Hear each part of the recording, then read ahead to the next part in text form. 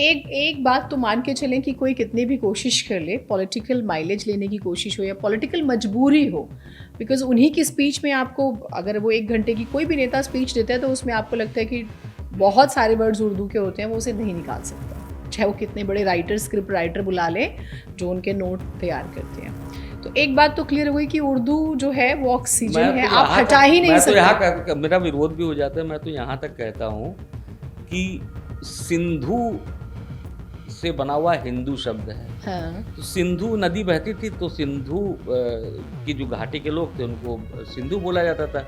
वहाँ की भाषा में सा का प्रोनाउंसिएशन नहीं होता था, हा का होता था। हाँ का हो। तो वो लोग हिंदू बोलने लगे। तो जिस हिंदी भाषा की या जिस हिंदू की आप बात कर रहे हैं वो शायद आपका शब्द नहीं, वो तो कहीं और से जहाँ तक प्रचलन में आया है। तो आप अपनी ज़िंदगी से सब चीज़ हटा नहीं सकते। मैं इस मामले में अंग्रेज़ों को ज़्यादा बेहतर मानता हूँ और उनकी भाषा को, जो अंग्रेज़ी वाली भाषा है, उन्होंने रोमन शब्द बहुत सारे इस्तेमाल किए वहाँ के। और पूरे दुनिया में ये होता है कि जो वहाँ के पहले से त्यौहार हो रहे होते हैं उसमें अपने धर्म को जोड़ के आगे बढ़ाया।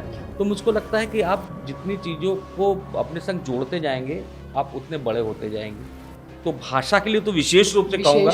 हो सकता है कि कई धर्म के लोग हो जाए, आपस में लड़ जाए, भिड़ जाए, कुछ हो जाए, उसके लिए अलग समस्या हो सकती है।